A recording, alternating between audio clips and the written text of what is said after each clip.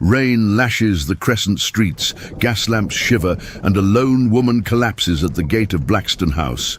Her name is Sophia, and the storm is not only in the sky. A letter smudged by rain hides a past she cannot outrun. A ring tucked in velvet seals a secret she dares not speak. Behind the door waits a wounded Marquess, duty-bound and watchful. Between them, an impossible choice gathers like thunder: protect a reputation or rescue a soul. When the lock turns, desire and danger enter together. Tell me where you're listening from, and one question: what do you love most about period romances? The grand ballrooms or the quiet, defiant acts of courage? Bath, England, April of 1852. The storm began at dusk, descending over the city like a grey curtain. Rain pressed against the Georgian terraces and rolled down the cobblestones in narrow rivers, carrying away petals from the magnolia trees that had dared to bloom too early. The gas lamps flickered through the downpour, their faint golden halos bending in the wind, casting trembling light upon the grand facades of Milsom Street and the quiet crescent of Blackstone House. Through that curtain of water moved a woman. Her cloak, dark and sodden, clung to her frame, heavy as guilt. In one hand she held a worn carpet-bag, in the other a crumpled letter, the ink already blurred by the rain. The name of its recipient nearly vanished. Her boots slipped on the slick stone, her breath shuddering with every step. There was a desperate dignity in her pace, the determination of someone who had run out of safe places. When she reached the gate of the house, she hesitated, as though unsure whether she sought shelter or absolution. The brass knocker gleamed faintly under the lantern. She lifted it once, twice, and before she could strike the third time, the world tilted. The carpet-bag fell first, spilling a glimpse of folded linen and a prayer book. Then her knees gave way. The rain caught her like a shroud as she crumpled to the step. Inside, the housekeeper, Mrs. Talbot, was making her rounds. She had been part of the Blackstone household for more than 3 decades and could distinguish the sound of an honest knock from a beggar's plea. When she opened the door, the wind barged in with the rain, and the sight before her made her gasp. "Good heavens! Mr. Goddard! Fetch a lantern," she called to the footman, kneeling beside the unconscious stranger. The woman's hair clung to her cheeks in tangled curls of chestnut brown, her face pale beneath the sheen of water. Within minutes, the stranger was carried inside, her drenched cloak stripped away, and a fire stirred to life in the drawing-room. The carpet-bag lay nearby, dripping quietly on the Persian rug. Mrs. Talbot, stern by habit, softened as she observed the woman's fragile stillness, the kind born not of weakness, but of long endurance. When Sophia Ravenscroft awoke, the fire had burned low. The warmth startled her. She had grown accustomed to the cold. Her vision swam for a moment before settling on the face of the housekeeper and the tall, dark figure standing slightly behind her. "Where am I?" she asked, her voice hoarse, the accent unmistakably of educated London origins. "You're at Blackstone House, ma'am," replied Mrs. Talbot gently. "You collapsed at our door." The man stepped forward. He moved with measured precision, leaning slightly on a cane of carved walnut. His coat was unbuttoned, his waistcoat neat but unadorned, his eyes a cold blue-grey that reflected the flicker of the hearth. "I am Rowan Blackstone," he said. "You've chosen an ill night for travel. What business brought you here?" For a heartbeat she seemed not to understand him. Then she drew a shallow breath and straightened, the effort visible in the trembling of her hands. I was on my way to visit my aunt. I must have lost my direction in the storm." Rowan's gaze fell briefly to the letter on the side table. The rain had bled the ink until the name was unreadable. "And your aunt's address?" Sophia hesitated, her lips parting but no words following. The silence lengthened. Then Mrs. Talbot, sensing the man's discomfort, interjected. "My lord, the lady needs warmth more than interrogation. She can explain when she's able." Rowan inclined his head, conceding. "Very well. Mrs. Talbot, see that she rests near the fire. Have tea brought." As he turned to leave, Sophia's voice stopped him. "Thank you, my lord. I didn't mean to impose." He looked back. "Few who knock at my door intend to," he replied quietly, then left the room. When he had gone, Mrs. Talbot helped Sophia to the chair nearest the fire. "You're lucky, miss," she murmured, adjusting the blanket around her shoulders. "Lord Blackstone may look like stone itself, but he's not without a heart. It's only buried deep." Sophia managed a faint smile. "Then I am doubly grateful for the roof and for the heart beneath it." Later, when the house slept, she woke again to the crackle of dying embers. Her carpet-bag lay at her feet, its clasp still undone. She retrieved a small velvet pouch from within, a keepsake hidden under layers of folded linen.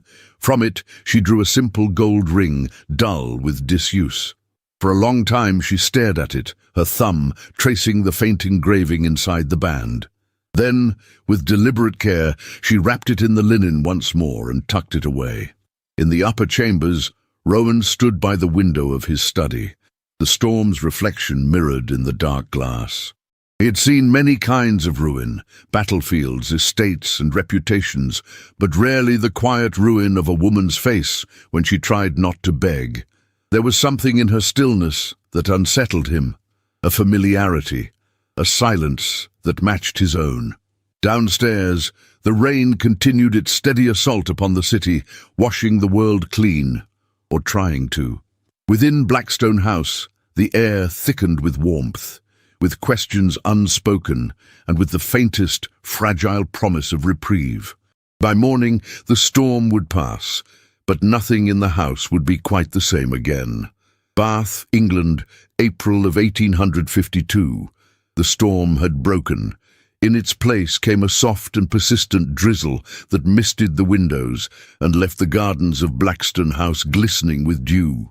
It was the kind of rain that asked nothing, offered little, and simply lingered, like sorrow that had settled into the crevices of old walls. Inside, the household resumed its slow, ordered rhythm, but there was now a new presence folded into its pattern, a quiet woman with guarded eyes and hands, made steady by necessity. Sophia rose early. By the time the first rays of grey light filtered through the nursery windows, she was already dressed in her pale cotton house-gown, her sleeves rolled carefully to the elbow, her hair pinned in the same modest bun she wore like armour. She moved with the grace of one who had long since learned how to take up as little space as possible. Yet when she entered the nursery that morning, her voice held a warmth that startled the two small figures at the school table. Clara looked up from her slate, her spectacles slipping to the tip of her nose. Henry, with a smudge of ink on his cheek and a stubborn set to his chin, folded his arms as though bracing for battle. "I thought you were a ghost," he announced. "I've been called worse," Sophia replied gently, kneeling beside him. "But no, I'm very real, and I hear you've been learning your letters." "I already know my letters," Henry huffed.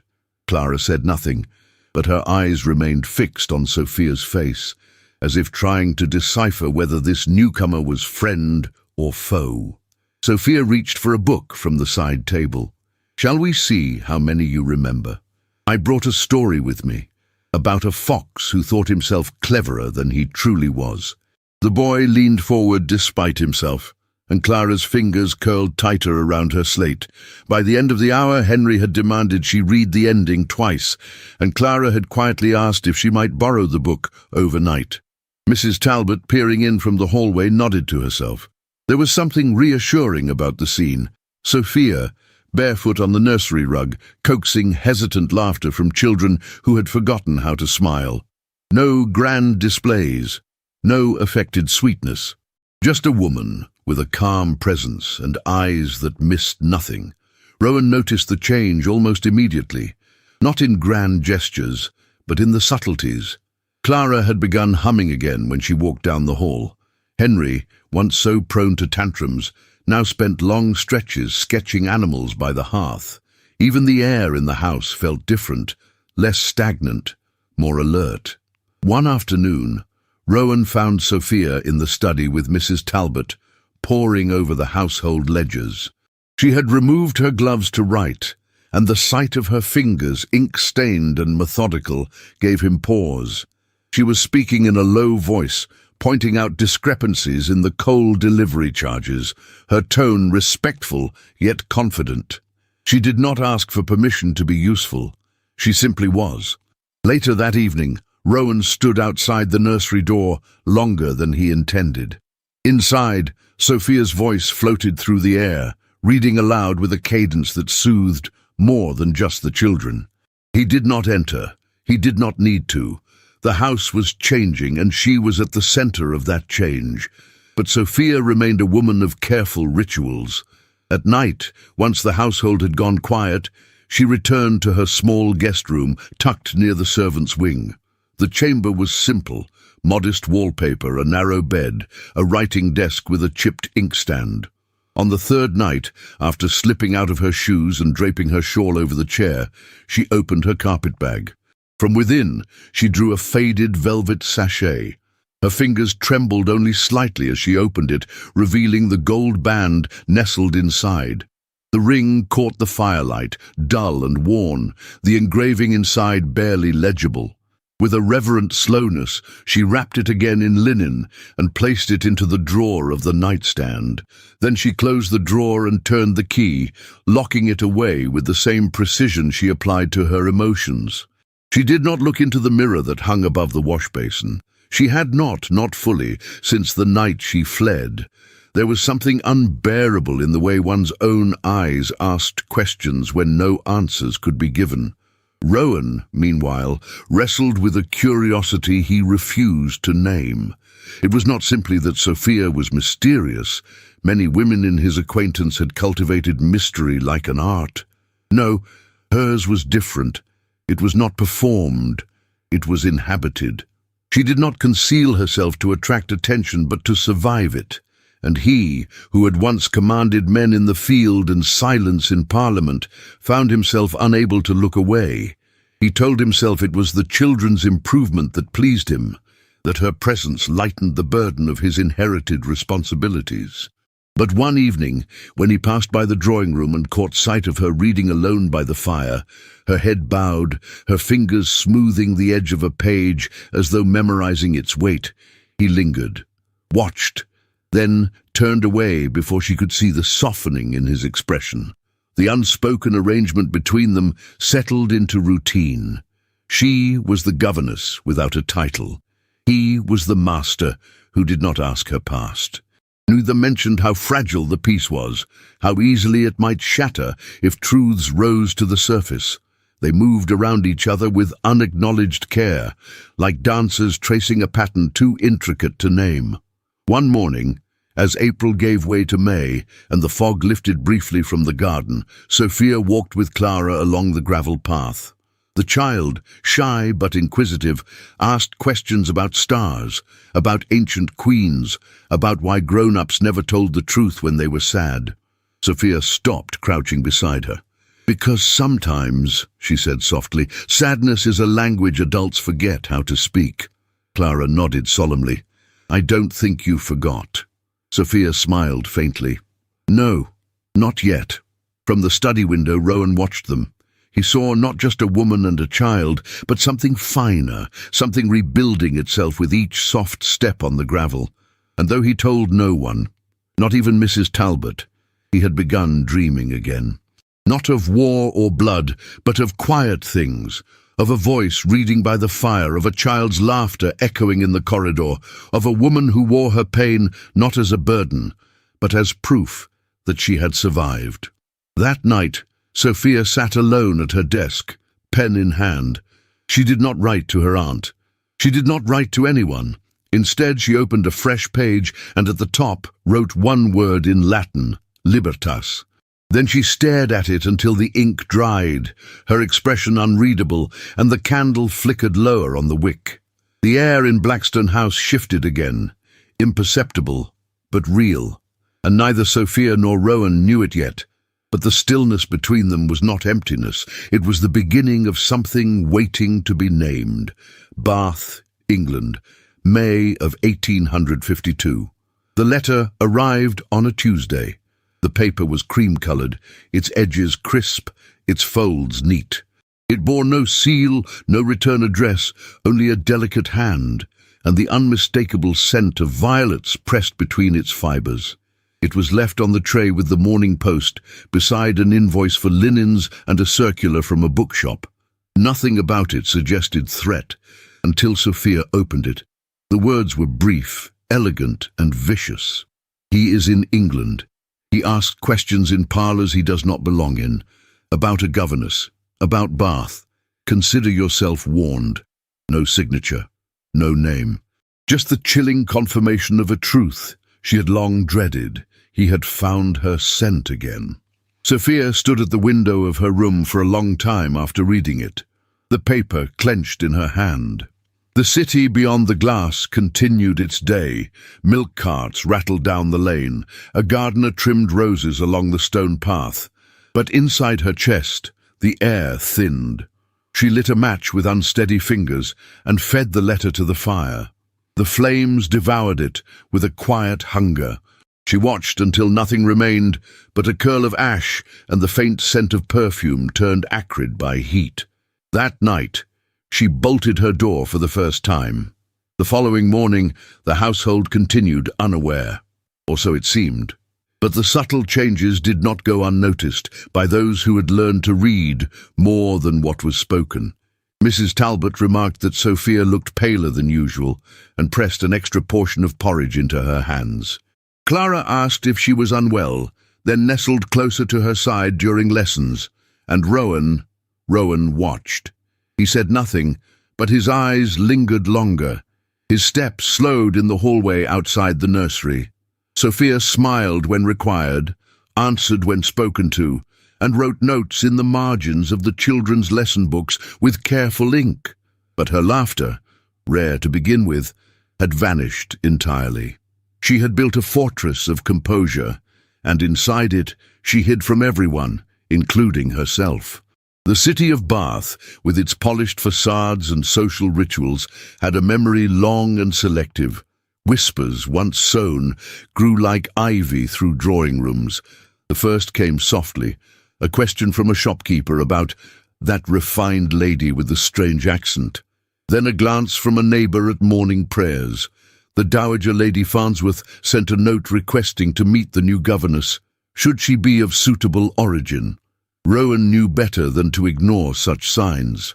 He had been raised among these people, had studied their tactics like one studies an opponent's blade. It was during a meeting with his solicitor, Mr. Armitage, a man of discreet judgment and iron spectacles, that the conversation shifted from estate boundaries to more intimate territories. "There is, of course, the matter of the children's trust," Armitage said, clearing his throat. "Certain members of the board have inquired, delicately but persistently, about the presence of an unmarried woman in your household."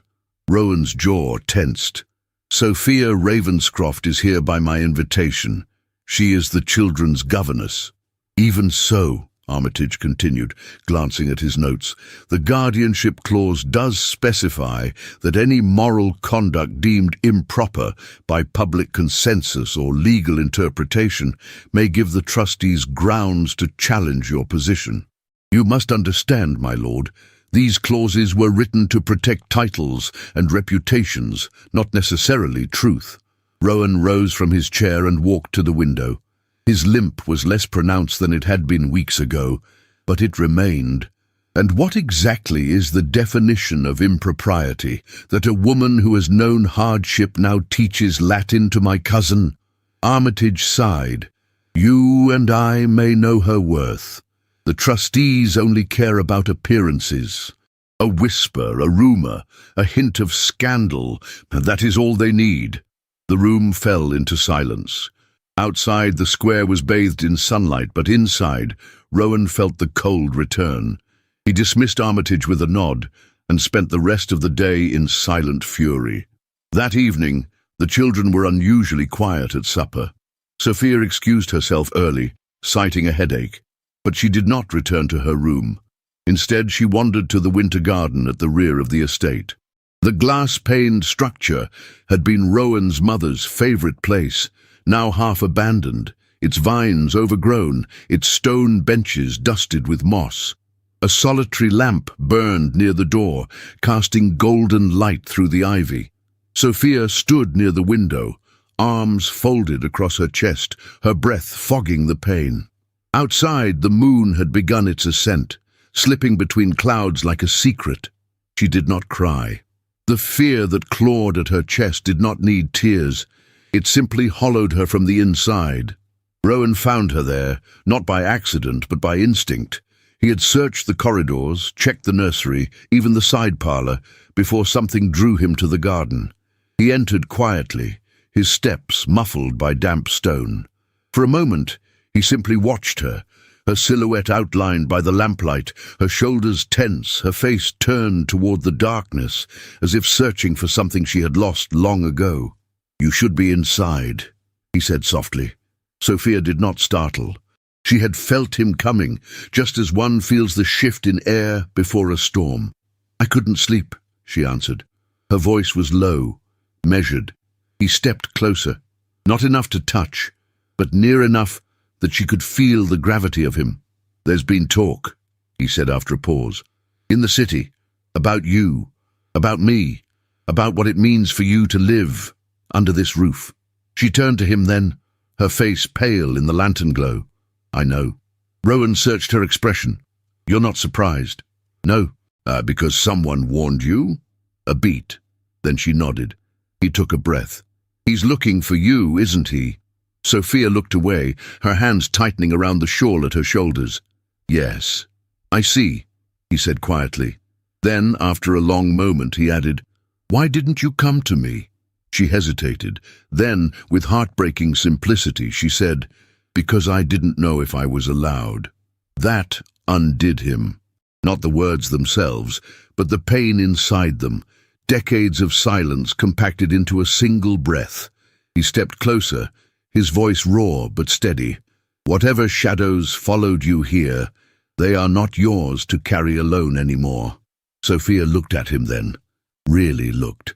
And for the first time since the letter, something in her face softened, not into hope, but into the possibility of trust. Neither of them moved.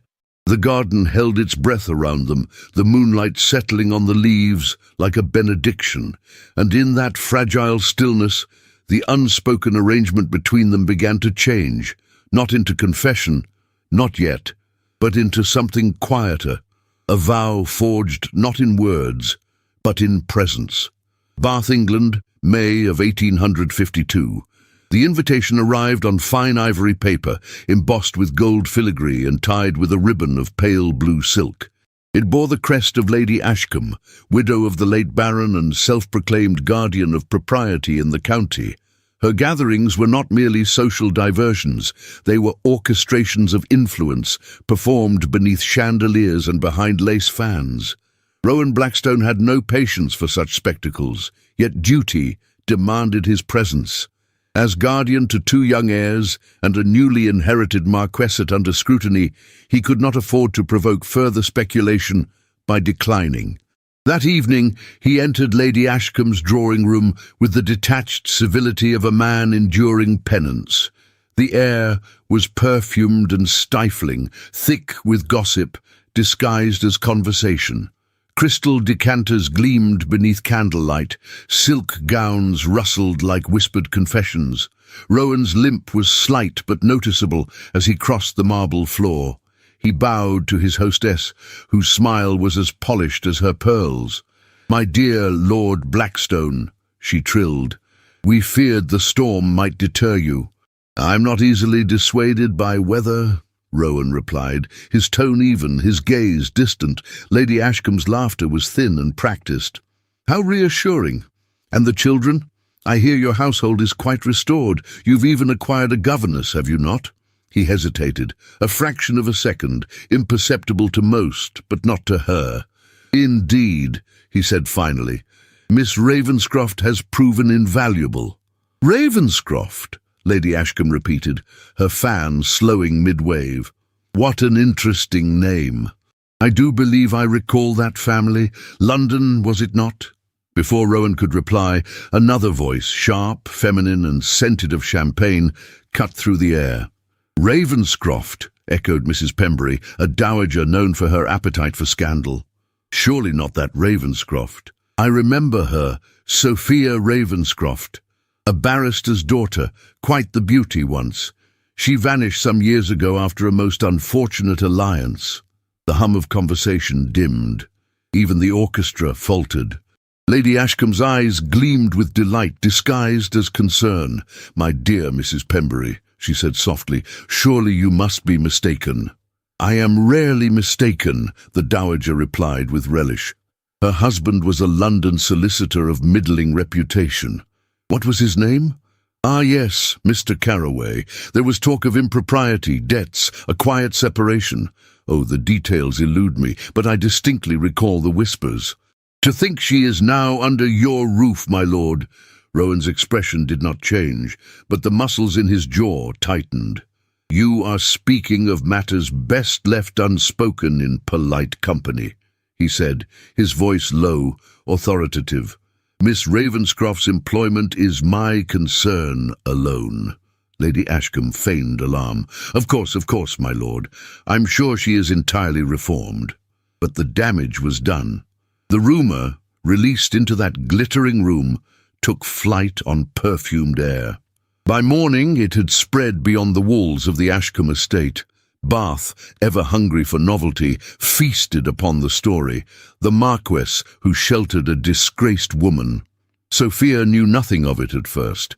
She spent the dawn hours in the nursery, correcting Henry's arithmetic and listening to Clara recite Latin verbs.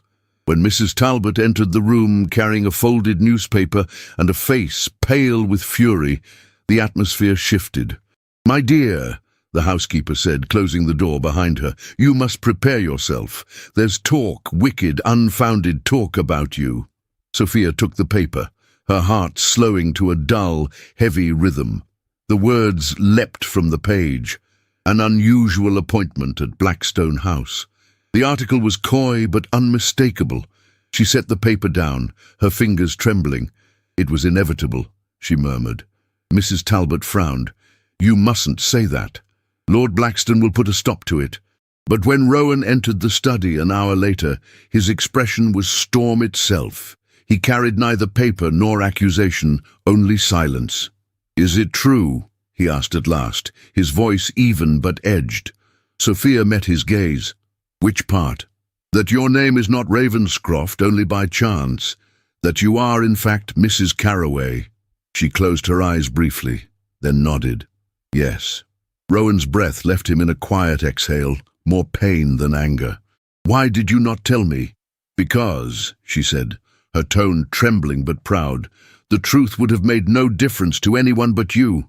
I came here for work, not sympathy." He moved closer, his shadow falling across her desk. "You must know how this affects you. How it affects the children, the house, my guardianship. There is a clause in their trust." "I know," she interrupted softly. "You told me once that reputation is currency among your kind. I spent 5 years paying the debt of a man who forged my name on every note he could find. I will not live by borrowed worth again." Rowan stared at her, the weight of her words pressing against his restraint. "Forged your name?" She nodded, and the story began to spill, slowly at first, then with the force of release. She spoke of the marriage made in haste, of charm that curdled into cruelty, of debts signed in her hand, though she had never seen the money. She spoke of rooms locked, of letters withheld, of the day she discovered her dowry sold to settle another man's wager. When she finished, the silence was unbearable. Rowan looked at her, not as an employer, not as a judge, but as a man confronted with something raw and fragile and terribly human. "You should have come to me," he said at last. Sophia shook her head. "No, you have enough burdens without mine." He stepped back, running a hand through his hair. The movement was small but full of frustration. "I'm not concerned with burdens, Sophia. I am concerned with justice." She turned away, gripping the edge of the desk. "Justice is for men who can afford it." For a long moment, They stood in silence, the distance between them charged and unbearable. Then Rowan spoke again quietly. "This house will not cast you out." Her eyes lifted to his. "You cannot promise that. Society will demand you choose." He did not deny it. "Then let them demand." That evening, while Rowan withdrew to his study to draft a letter to his solicitor, Mrs. Talbot climbed the narrow staircase to Sophia's room, carrying a small bundle of papers. "I kept these," she said, setting them on the table. "Letters from my niece in London. She was once a maid at the Caraway household, before the debts, before the disgrace. She saw things. She will write again if I ask her. You may yet have allies." Sophia's eyes filled, though no tears fell. "Why would you help me?" Mrs. Talbot smiled, soft but firm. "Because I've served this family long enough to know when a woman has been wronged, and when a man worth his salt recognizes it." Downstairs, Rowan extinguished the candles one by one, the light shrinking across the polished floor. He knew what awaited him: letters from trustees, questions from Parliament, polite refusals from drawing rooms where his family name had once commanded respect. But none of it troubled him as much as the image of Sophia standing in his study, her hands steady despite her confession, her dignity intact even when stripped of protection. He had seen courage on battlefields, but never like that. When dawn broke, Blackstone House was quiet. The servants whispered, the children slept, and in the stillness between night and morning, Rowan made his decision. Not aloud, not even fully to himself, but deep enough that it would not break.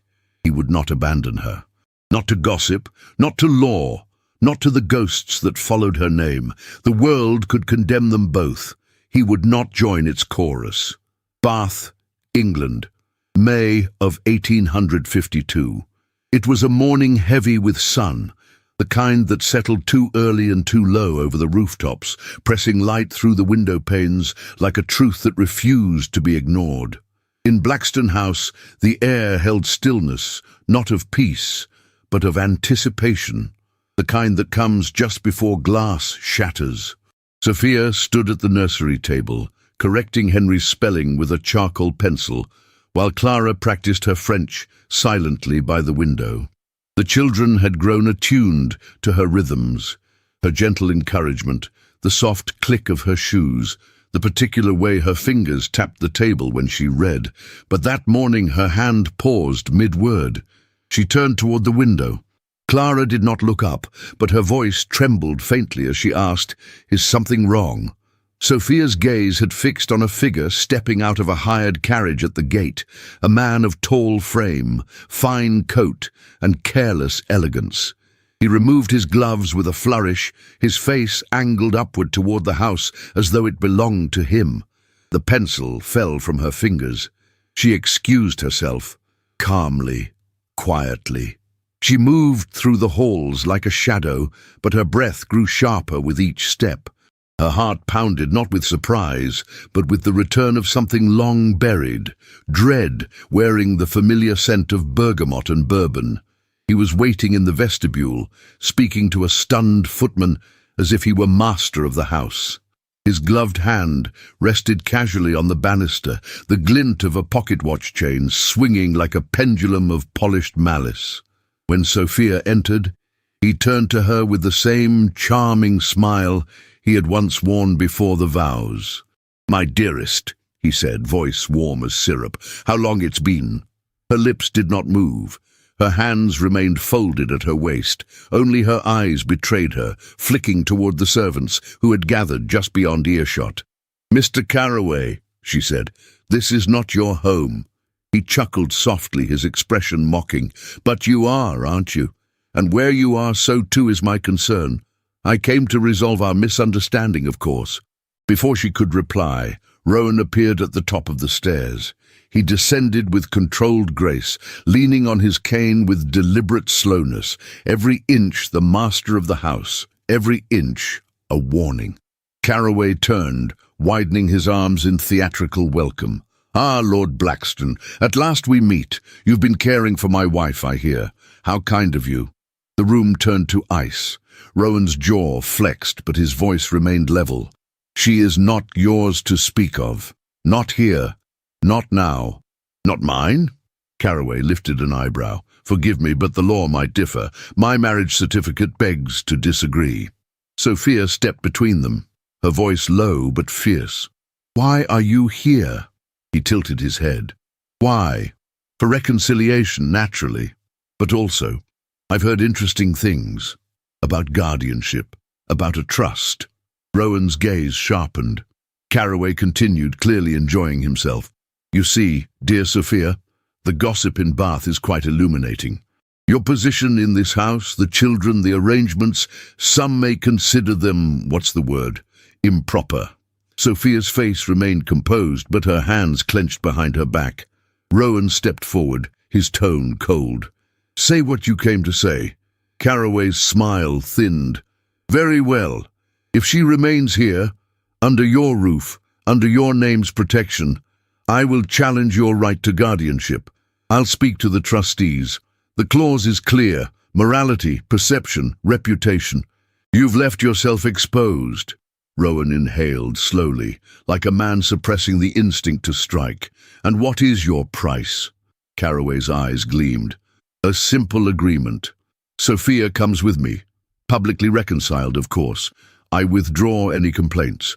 The children remain yours. The scandal fades. Your name stays intact." Sophia looked at him then. Really looked. The man before her had not changed, only grown more cunning. His cruelty had traded blows for legal vocabulary, and his charm had become a mask sharpened by failure. She turned to Rowan. "May I speak to you alone?" They stepped into the drawing room. The fire had gone cold. She stood near the hearth, her voice nearly a whisper. "I should leave." "No. If I go with him, the trustees won't have grounds to challenge you. The children will be safe." He moved toward her, his gaze dark with something deeper than anger. "That man is a vulture, and you are not carrion. I will not offer you in sacrifice to appease hypocrisy. But it's not just me anymore." "I know." His voice softened. "Which is why you will not stand alone." She swallowed, her throat tight. "He won't stop. Neither will I." That night, Mr. Armitage, Rowan's solicitor, was summoned. He arrived with his briefcase and a candle still burning on his desk at home. Rowan explained the situation with clipped precision. Armitage rubbed his temples. "The man's logic is cruel, but not without legal weight. If he presses the trustees, they may indeed challenge your guardianship. And if I take him to court, you risk a very public trial. Your reputation, hers, the children's." Sophia stood in the corner, pale but composed. "Then we fight." Rowan turned toward her. "Are you certain?" She nodded once. "I will not vanish again. Not to protect him." Over the next days, Carraway made his presence known.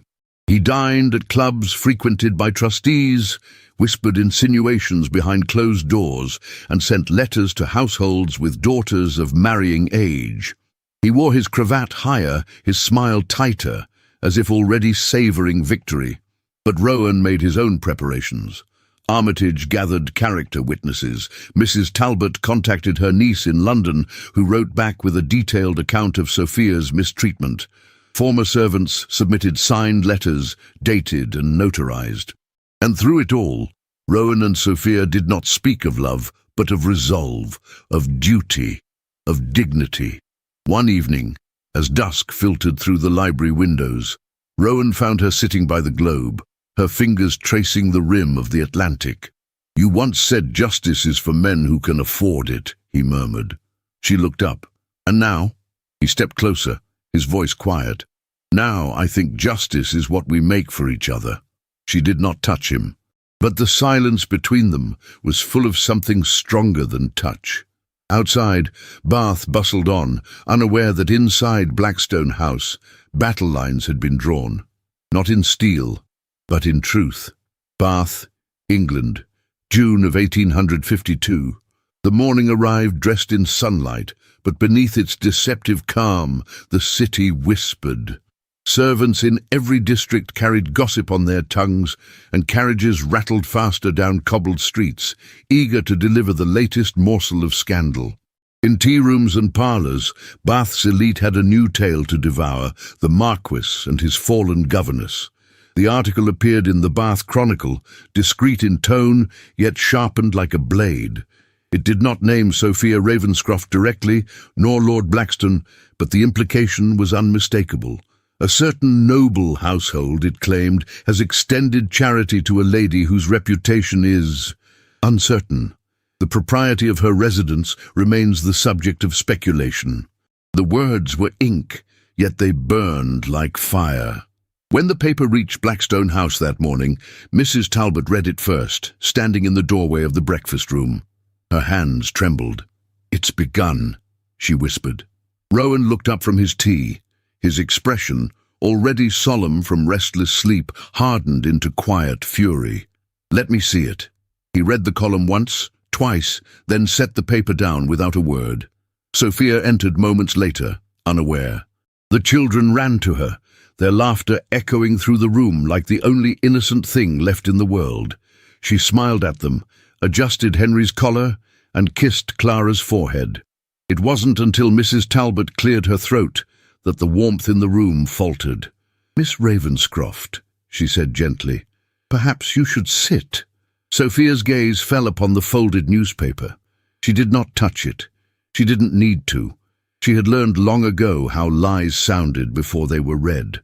Rowan rose, moving toward her. "You are not to blame for what others choose to believe." Her lips pressed into a line, "and yet they believe it all the same." Outside the window, sunlight broke over the garden, indifferent to their humiliation. By noon, the article had spread to every corner of polite society. Letters began to arrive, thinly veiled inquiries from acquaintances, polite condolences wrapped in judgment. Rowan's solicitor, Mr. Armitage, came in haste, carrying a briefcase filled with grim expressions. "My lord," he began, "forgive my frankness, but this cannot be ignored. The trustees have read the Chronicle. They may consider it sufficient cause to question your fitness as guardian." Rowan crossed his arms. "Then they will have their answer in court." Armitage hesitated. "Forgive me, but there are gentler solutions. If Miss Ravenscroft were to take residence elsewhere, even temporarily, the gossip might subside." Sophia turned sharply toward him. "You suggest I leave?" "Merely as a precaution," the solicitor stammered. Her composure cracked, just enough for emotion to escape. "I have spent years being removed, first from my home, then from my name, then from my dignity. I will not be sent away again to appease those who mistake cruelty for morality." Armitage looked to Rowan, seeking rescue. Rowan's reply came like a quiet verdict. "She stays." "But, my lord—" "She stays," he repeated, voice firm but calm. "And if that offends their sense of decorum, then I will answer for it publicly. Prepare the petition." The solicitor blinked. "Petition, my lord?" "For a formal separation," Rowan said.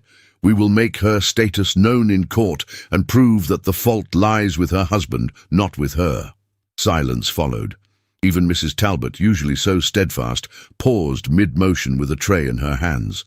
Sophia's eyes widened slightly, not in fear but disbelief. "You would do that? For me?" Rowan looked at her, and the intensity in his gaze made her breath catch. "This fight is not about honor," he said quietly. "It is about truth, and I would rather lose every title I own than let them strip yours again." For the first time in weeks, Sophia's composure faltered entirely. She turned away, hiding the tears that rose unbidden. That night, Bath glowed with candlelit windows and polished banisters, but at Blackstone House, every lamp burned late into the hours past midnight. The household became a fortress of activity. Armitage dictated letters. Mrs. Talbot fetched ink and sealing wax. Sophia sorted through old documents in search of proof. Among her few possessions, she unearthed a folded letter, her husband's handwriting unmistakable, his words both cruel and careless. "Do not think your silence frees you. You are mine by law, and by law you will remain." The ink had faded, but the threat lived in every stroke. When Rowan read it, something dark passed over his expression. "This will serve as evidence," he said. Sophia nodded. "He will deny it." Then he will be made to remember it. In the days that followed, the scandal did not wane. It multiplied. At the pastry shop on Pulteney Street, two matrons whispered of a governess who ensnared her employer. At the assembly rooms, gentlemen laughed behind fans, pretending not to. The story grew larger than the truth, as such stories always did. But within the walls of Blackstone House, loyalty held fast. The children refused to heed the servants' nervous chatter. When Henry overheard a scullery maid refer to Sophia as "that woman," he shouted, "She's not that woman, she's ours." Clara, ever quiet, slipped a folded note beneath Sophia's door one evening. Inside it read, in uneven script, "You don't have to go anywhere, we believe you." Sophia pressed the paper to her chest, her hands trembling. Meanwhile, Mrs. Talbot worked in secret correspondence. She received 2 letters from London, one from a former maid and another from a stable hand who had served in the Carraway household. Both testified to the husband's cruelty, his gambling, his temper. Each letter was signed and sealed. When she brought them to Rowan, he held them with reverence, as though they were relics of a faith nearly lost. "This may be enough," he said softly. The tension between Rowan and Sophia grew not from anger, but from unspoken gratitude, heavy and dangerous in its silence. They spoke formally, but their glances lingered. A hand brushing against a sleeve was no longer an accident. It was confession disguised as courtesy. On the 3rd evening after the Chronicle's publication, Rowan found Sophia standing at the window of the drawing room. The city lights shimmered in the distance like reflections of their unease. "Does it ever end?" she asked without turning. "The gossip?" he replied. "No, but truth outlasts it." She gave a faint smile. "You sound certain." He stepped closer, his reflection joining hers in the glass. "I am certain of you." The words hung between them, tender and perilous. She closed her eyes, and for one suspended moment the distance between their breaths vanished, but neither moved. When she opened her eyes again, the window showed the same pale light of a world waiting to see them fail. The following morning, the petition was filed. Rowan's signature appeared beside Sophia's, 2 names united not by scandal but by defiance. The act was bold, even reckless, but it shifted the narrative. Society no longer whispered of impropriety, it gasped at audacity. By evening, a small crowd had gathered outside the gates, curious faces pressed behind parasols and walking sticks. They watched as Rowan escorted Sophia to the carriage that would carry them to the solicitor's office for deposition. "Do not look at them," he murmured. "I am not ashamed," she replied. He met her gaze, steady, luminous, unbroken. "Nor am I." The carriage doors closed. Wheels began to turn. And as the city rolled past, Bath in all its beauty and cruelty, Sophia felt the strange, trembling weight of freedom taking shape inside her. For the first time in years, she did not bow her head. The scandal had begun, yes, but so had the reckoning. Bath, England, late June of 1852. The sky above Bath was heavy with clouds, thick and unmoving, as though the city itself had paused its breath. A pale, silvery light filtered through the morning mist, casting the stone facades of the courthouse in an austere glow. It was neither warm nor cold, only expectant, as if time had stalled to witness what would unfold within its walls. Inside the courthouse, the atmosphere was taut with curiosity and concealed delight. Men adjusted their cravats with slow, deliberate hands. Women leaned forward behind their fans, their eyes gleaming beneath plumed bonnets. There was no shortage of spectators. Scandal always drew a crowd. Some had come to see the fall of a governess, others to witness the humiliation of a marquess. But a few, quiet, decent souls had come hoping for justice. Sophia stood at the far end of the chamber, waiting for her name to be called. Her posture was composed, her expression unreadable. She wore a slate-grey wool gown, high-necked and unadorned, with a modest collar of starched white. Her hair was neatly pinned, her gloves removed. She held nothing in her hands, not even a handkerchief, as if to say she needed no prop, no shield. Only Rowan saw the subtle tension in her jaw. Only he noticed how her fingers curled slightly at her sides, steadying her breath. He sat in the gallery, one level above the room, separated by a carved wooden railing that did little to dim the intensity of his gaze. He had not spoken to her that morning, not because he lacked words, but because words had lost their meaning. All he could give her now was presence, and he gave it fully. When her name was called, the hush that fell was immediate. Sophia stepped forward. The weight of every glance fell upon her like iron. She did not flinch. The judge, a stern man with grey whiskers and rheumy eyes, regarded her over his spectacles. "Miss Ravenscroft," he said, though the file before him used another name, "you are here to testify regarding your petition for legal separation from Mr. Elias Carraway. Do you swear to tell the truth?" "I do," she replied. Her voice was soft, but it held the clarity of conviction. She was asked to recount the nature of her marriage. She began with the date, her wedding at the chapel on High Street in London 5 years prior. She described the early promises, the charm, the certainty that she had wed a man who would protect her. And then, slowly, methodically, she pulled the veil from the rest. She spoke of the letters intercepted, of the keys removed from her own door. She described the debt collectors who arrived in the night, demanding payment for furniture she never purchased. Her voice trembled only once, when she spoke of the day he sold her mother's necklace, the last heirloom she possessed, to cover a wager. Her husband, seated with his lawyer across the aisle, smirked openly. He whispered once or twice to the clerk beside him, feigning boredom. Sophia continued.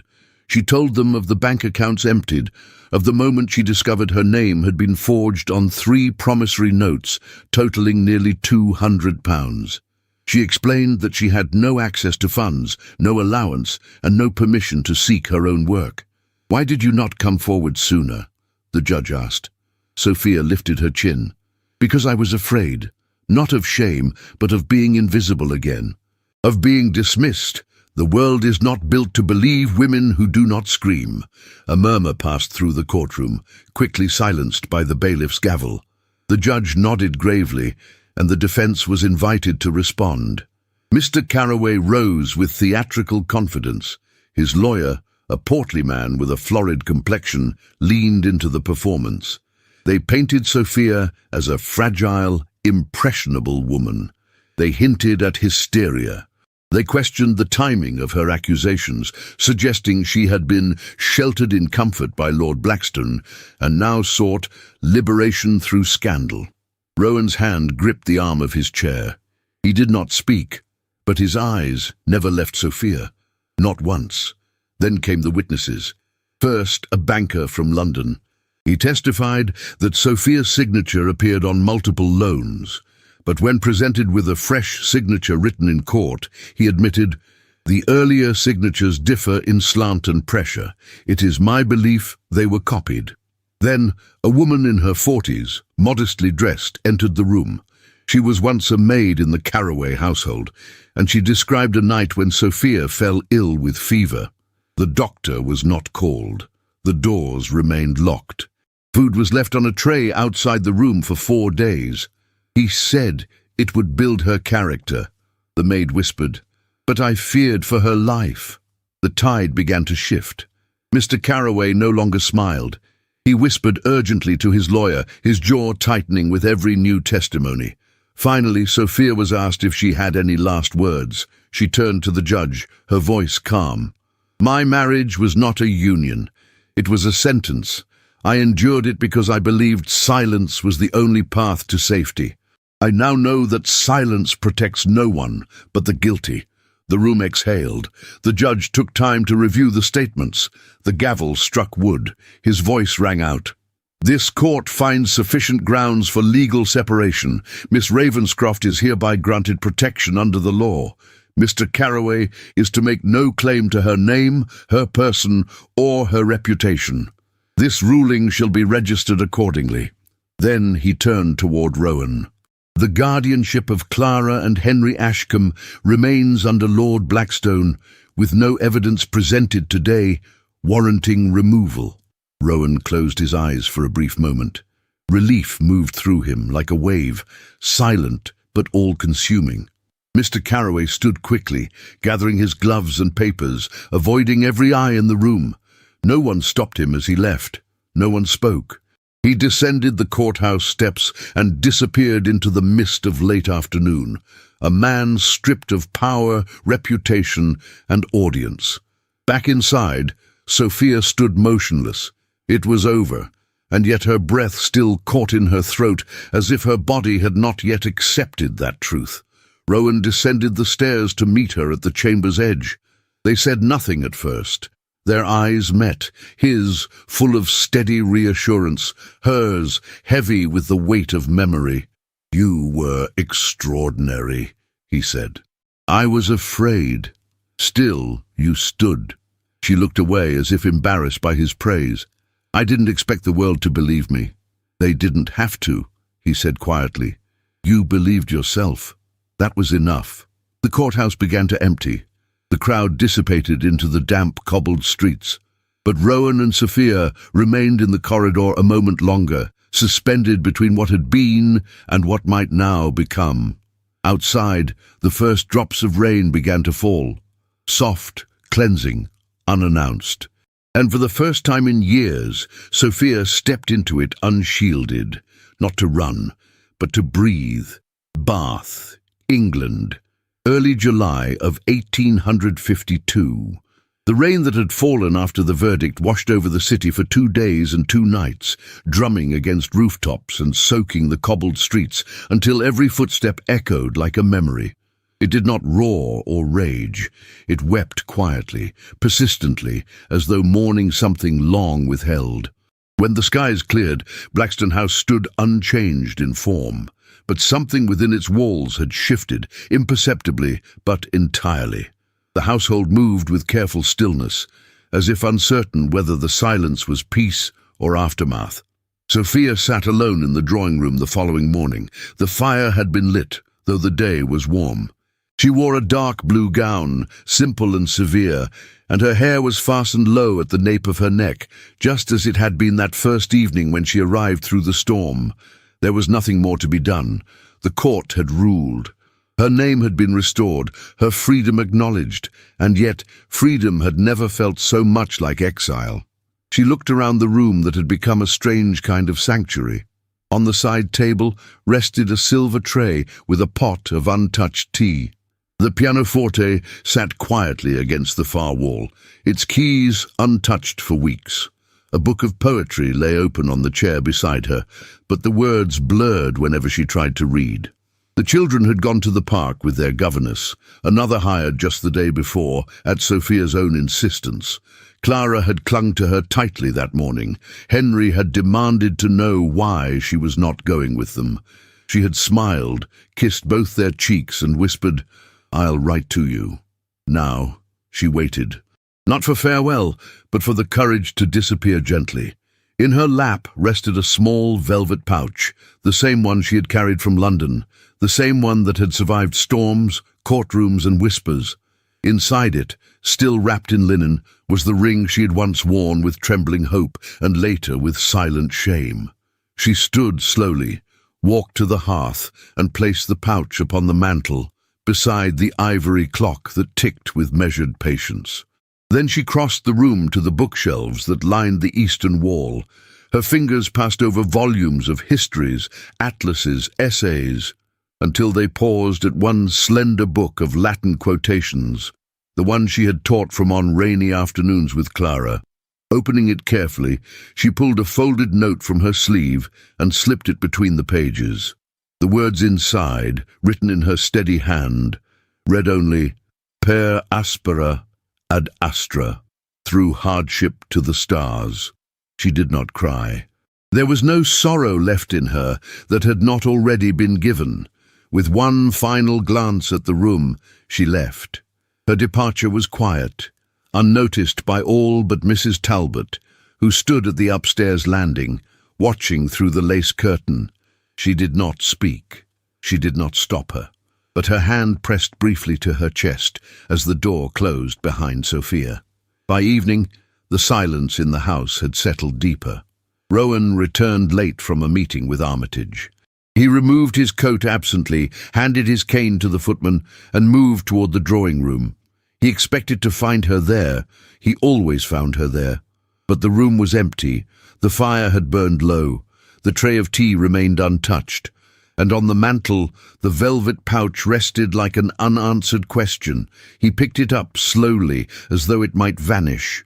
When he opened it and saw the ring, the symbol of all she had survived, his throat closed. Then he saw the open book. He crossed the room in 3 strides, pulled the volume from the shelf and found the note. His eyes scanned the words once, twice, and then lingered there as though he could will them into being something else. Through hardship to the stars, she had left, not in anger, not in fear. She had left to free him from the shadow she believed herself to be. But she was wrong. In the time it took for him to reach the stable, the sky had begun to darken. He rode without coat or hat, the wind catching in his hair, his breath shallow with urgency. Bath blurred past him, lanterns, windows, whispers, all meaningless compared to the thought of never seeing her again. He reached the boarding house by the canal at dusk. It was a modest structure, well kept but unremarkable. He dismounted without waiting for the stable boy and climbed the narrow staircase 2 steps at a time. The landlady opened the door with a frown. "I'm afraid the lady has requested no visitors." "She will see me," Rowan said simply, his voice so low and firm that it brooked no argument. He was shown to the 2nd floor, where a narrow hallway led to a door half open. He stepped through without knocking. Sophia stood by the window, her trunk half packed, her shawl folded at the foot of the bed. She turned as he entered, startled but not surprised. He removed his gloves slowly. "I found the ring," he said. She did not answer. Her face was composed, but her hands betrayed her, curling at her sides, just as they had before. "I found the note," he added. "You meant it as a goodbye." Still, she said nothing.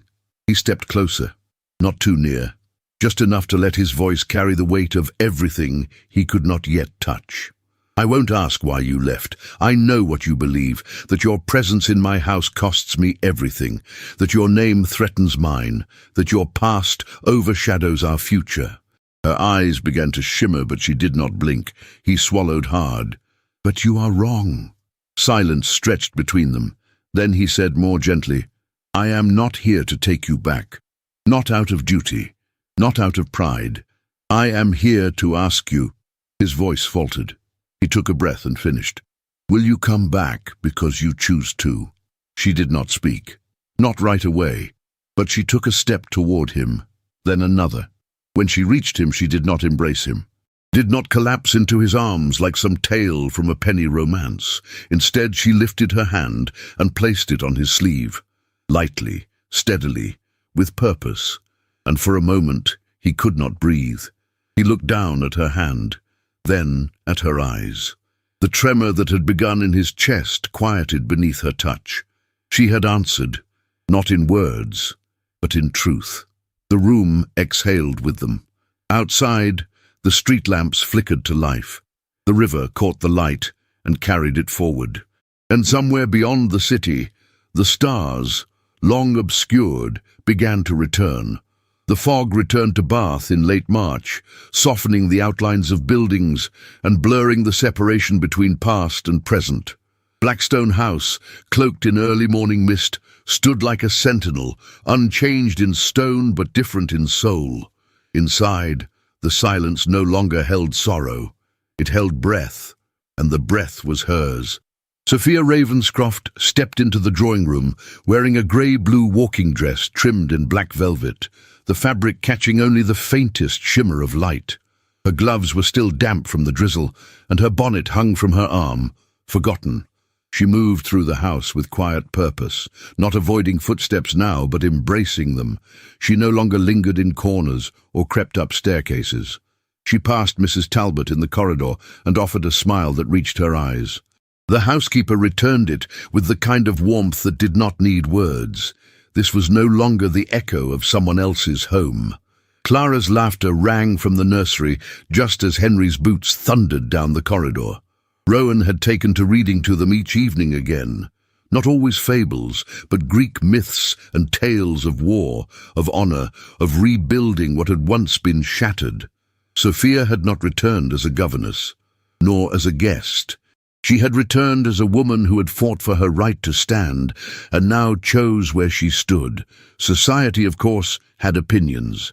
At tea shops and musical evenings, ladies whispered her name with cautious inflection, some with pity, others with thinly veiled contempt. The term separated clung to her like damp lace. Yet Sophia neither shrank from the stares nor corrected them. If they wished to gossip, let them. Gossip had never saved a child or paid a debt. She had other things to tend to. In the mornings, she opened the east parlour to a small group of women who arrived in shawls and worn boots, widows, governesses dismissed after marriage, one or two who had endured their own quiet scandals. They sat in a circle around the hearth, books in hand.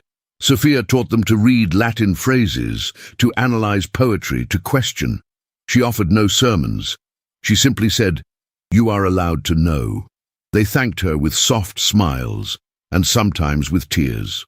Rowan watched this transformation not with surprise, but with reverence. He did not interrupt her lessons. He passed by the open door and paused just long enough to hear her voice, steady and luminous. A voice that had once been silenced by fear now rose with certainty.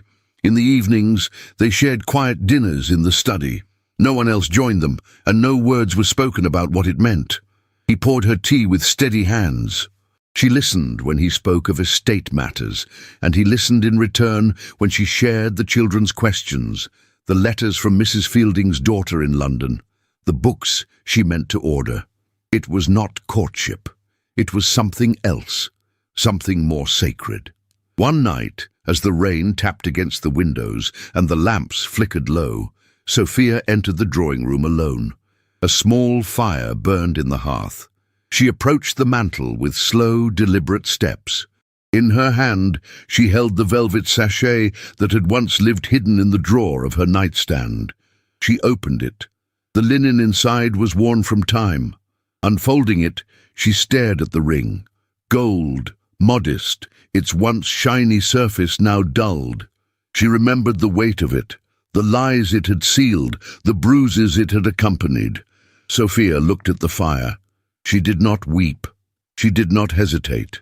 She dropped the ring into the flames. It landed with a soft thud, then vanished as if it had never existed. The linen caught flame with a hiss and was gone. A breath left her lips, not a sob, not a cry. Release. That night, the house was quiet. Dinner was simpler than usual, roast parsnips and soup served without flourish. Rowan entered the study just as Sophia was replacing the cap on her inkwell. The children had gone to bed early, worn from the rain. He stood beside the fire, one hand resting on the back of the chair across from her. The silence between them was not awkward. It was full. Sophia looked up. "Did you need something?" He nodded, though not immediately. He walked around the table and sat across from her. The fire lit the edges of his face, the healed scar near his brow, the fatigue in his jaw, the softness that had slowly returned to his eyes since the trial. Rowan placed a small, leather-bound book on the table. Not a ring box, not a letter, just a book of Cicero's letters, well-worn, dog-eared, annotated, her favourite. "I wanted to offer something," he said quietly, "not a declaration, not a request." She watched him. He continued, his voice steady but stripped of any performance. "When you came here, I thought you were temporary, an interruption to grief, but you became the calm in it." Sophia's breath caught. Rowan's hand rested gently on the book. "I cannot undo what was done to you. I cannot change the names they whispered or the titles you lost, but if you will allow it, I will spend the rest of my days making sure you never again need permission to belong."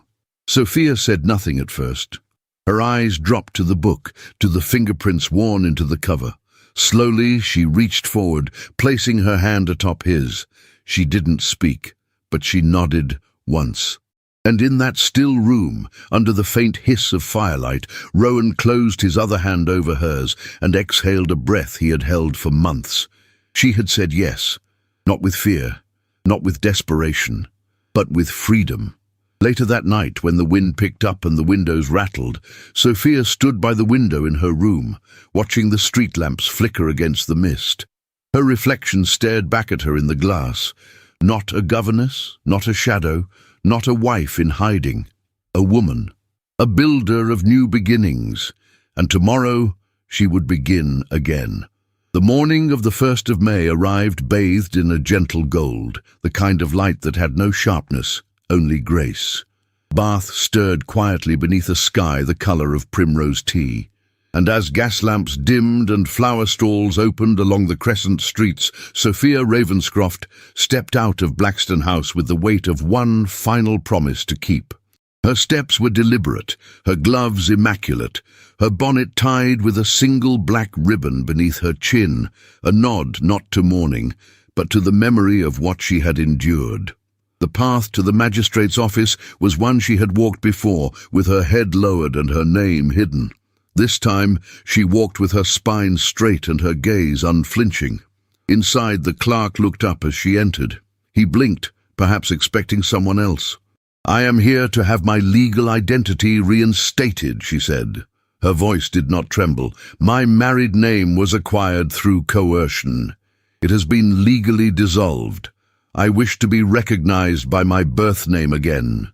He nodded, fumbled with his ledger, and gestured toward the magistrate's antechamber. The proceedings were swift, procedural. No one asked why her hands tightened slightly in her lap when the certificate was signed. No one questioned the note of finality in her "thank you." When she stepped back into the sunlight, paper folded in her reticule, Sophia paused, not to weep, not to look back, but to breathe. Her name was hers again, her voice, her steps, her beginning. That afternoon, under skies that carried the scent of magnolia and moist earth, the winter garden of Blackstone House was transformed not with fanfare, but with meaning.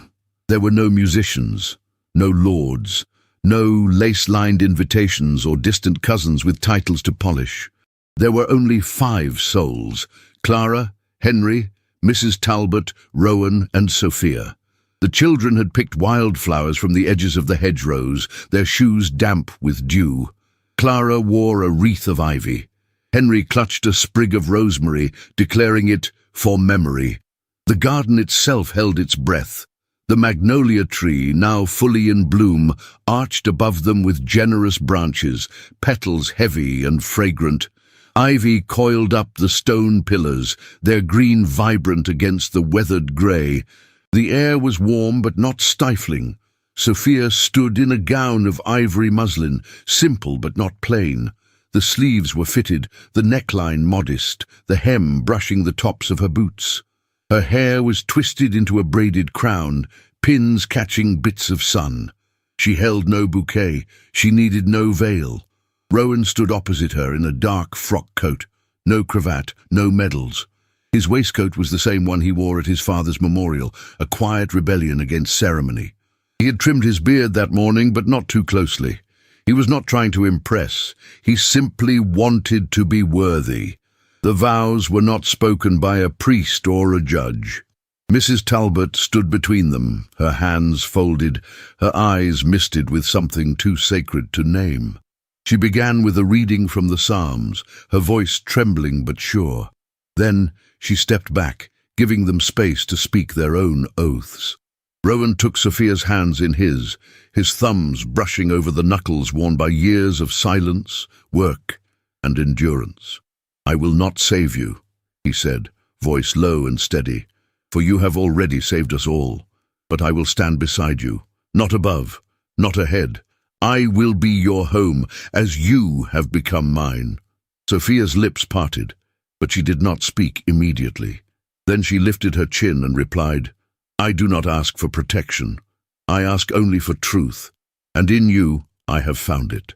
You saw me when others looked away. You listened when others judged. You stayed. Their kiss was not long. It did not need to be. It was solemn, simple, and true. The kind of kiss that did not shout but endured. Clara clapped, cheeks rosy with delight. Henry pulled on Rowan's sleeve, whispering something about frogs in the pond. Mrs. Talbot wiped her eyes with the corner of her apron and declared that tea would be served in the orchard. Sophia did not move right away. She looked up at the magnolia tree, its branches now catching the wind. Petals drifted down like a quiet benediction. Rowan's hand was still in hers. She didn't let go. Together they walked past the gate, across the lawn, where the children had already begun chasing butterflies. Sophia's skirts brushed the grass. Her boots sank slightly into the soil, softened by last night's rain. She turned once more to glance at the house behind them, its windows catching the sun, its doors wide open. For the first time in years, she did not fear who might be watching. She closed her eyes and smiled, not because it was expected, but because it was hers. The garden held its breath a little longer. Then the wind moved again, and the petals flew. The year was 1859, and Bath had changed, though not in the way newspapers recorded. The gas lamps now burned longer into the evening. The train from London arrived faster. Tea parlours stayed open past dusk, and young women no longer wore only silence when entering a room alone. But Blackstone House remained much as it had been, its ivy grown thicker, its winter garden broader, its air still sweet with magnolia in the spring. On a late afternoon in April, a little boy ran barefoot across the lawn, curls dark and wild as the wind, his cheeks flushed from chasing bees and blowing dandelion seeds. Behind him, a girl no older than 7 carried a book too heavy for her arms and shouted after her brother with the authority of a duchess. "Thomas, your shoes!" she scolded, exasperated. "You'll ruin the hem of Mamma's tablecloth again." Thomas did not stop. He turned the corner past the rose trellis where his mother stood, sleeves rolled to the elbow, arranging small clay pots of thyme and foxglove. Her hair, now streaked with silver at the temples, was pinned in the same practical twist she had always favoured. Sophia looked up as Thomas raced by and called after him with nothing more than a smile. 6 years had passed since that rainy day in the winter garden. 6 years since she walked into the magistrate's office and reclaimed her name. 6 years since she whispered yes, not from duty, but from freedom. And in those years she had not forgotten a single moment. She had given birth to 2 children, Thomas and baby Marianne, who now toddled on uncertain feet in the arms of Mrs. Talbot, her hair as fair as morning milk. Clara and Henry had grown into young scholars.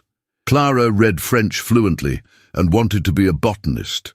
Henry insisted he would one day be a barrister and marry someone who liked horses. Their world, though still limited by customs, had become more forgiving. Thanks in part to whispers that refused to remain whispers. Thanks to women like Sophia, who taught, who testified, who endured. Her reading circle had become a weekly gathering, now housed in the old orangery. They studied not only letters, but the law. Young women, widows and governesses came seeking more than comfort. They came for tools, for strength, for each other. And Rowan, he stood now near the orchard, sleeves rolled up, holding a wooden hoop for Thomas to leap through like a circus hound. He still walked with a slight limp from the war, but his voice was deeper, his laughter easier. He no longer read Greek alone in his study. He read to his son. At night, when the children slept and the house returned to stillness, he and Sophia shared brandy by the hearth. They spoke little in those hours, but their silence was full, of glances, of hands that reached without needing to be called. The scandal that once haunted them had burned itself out. Her former husband, long exiled from polite company, had died abroad in quiet disgrace. No eulogy, no inheritance, no memory worthy of ink, but Mrs. Talbot still lit a candle for him, not for who he was, she had once whispered to Sophia, but for the mercy of forgetting. One afternoon each year, Sophia returned to the magistrate's office. She would sit quietly in the records room, her old separation papers in hand, and reread the official line, declared free by petition and by law, not to reopen the wound, but to remember that it healed. Now, as the evening sun spilled gold across the garden, Rowan approached her, wiping his hands on a linen cloth.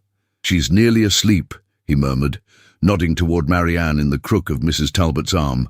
"I think she prefers the sound of your voice to any lullaby." Sophia took his hand, warm and calloused. "Perhaps," she replied softly, "but it's your heartbeat she trusts."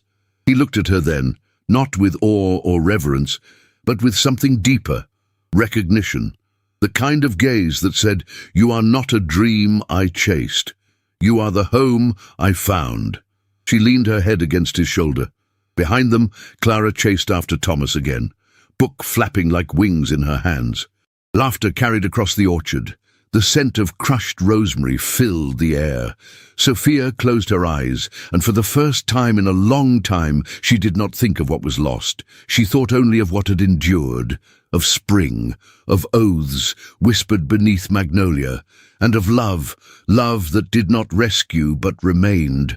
In a world that often punishes the brave and silences the wounded, Sophia's story reminds us that true strength is not loud.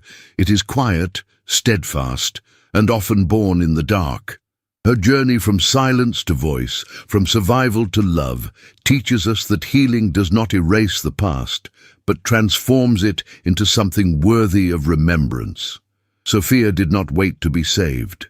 She chose herself, and in doing so, she changed the course of her life and the lives of those around her. Perhaps you too have faced storms that no one else has seen. Perhaps you've held your breath, hoping the world would one day let you exhale. If so, let this story be a lantern. Let it remind you that dignity can be reclaimed, love can be rebuilt, and your name, your true name, deserves to be spoken with pride. If this story moved you, if you felt something stir deep in your heart, I invite you to share your thoughts in the comments. Let's talk about it, your reflections, your favorite moments, what stayed with you long after the final scene. And if you made it all the way to the end, write the word Magnolia in the comments so I know you walked through every step of this garden with us. If you wish to support the team that brings these timeless stories to life, consider sending a super thanks with whatever amount feels right to you. Your gesture, no matter how small, helps keep the candles burning in this house of stories. And if you can't give in that way, don't worry. Just sharing this story with a friend, a sister, or someone who loves a tale well told is already a beautiful way to help. And remember, there are more romances like this waiting for you. I've left some of them linked right here in the cards above. Thank you for watching, for feeling, and for believing, like Sophia, that it is never too late to belong.